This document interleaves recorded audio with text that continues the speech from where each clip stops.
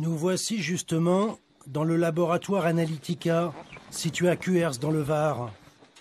Bernard Taillé est le premier scientifique en France qui a analysé les fibres prélevées par Séverine.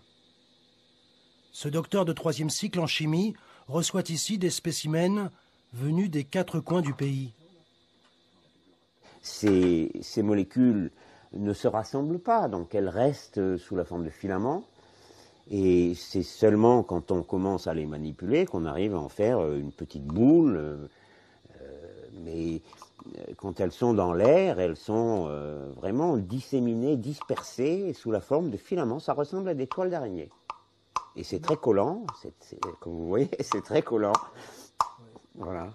Mais c'est pas naturel alors, si? Non, c'est manifestement artificiel, et ça, j'en suis maintenant convaincu depuis que j'ai pu faire ces analyses, parce qu'on trouve des produits qui sont d'origine industrielle, donc la question ne se pose plus.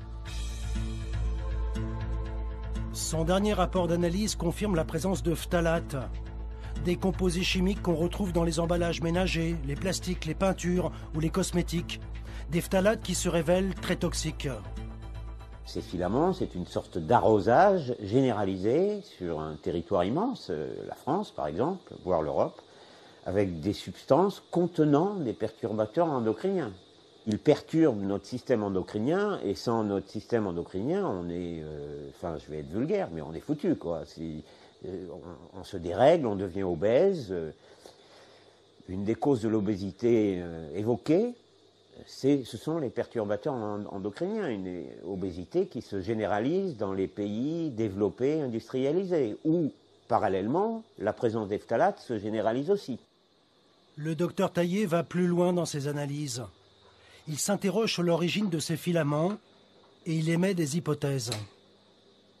Je n'accuse personne, mais enfin, les choses qui tombent du ciel ne peuvent venir que d'un avion ou d'un aéronef. Les aéronefs utilisent des turbines. Ces turbines doivent être graissées. Dans les graisses, on met des phtalates et dans les filaments, on retrouve des phtalates. Donc, est-ce que, par hasard, ces filaments ne se formeraient pas, alors de manière involontaire peut-être, ou de manière volontaire, à la sortie des réacteurs d'aviation? C'est une hypothèse, c'est tout. Mais une hypothèse quand même étayée par le fait que ces filaments contiennent des produits qui sont connus pour être présents dans les produits chimiques qu'on embarque dans les avions pour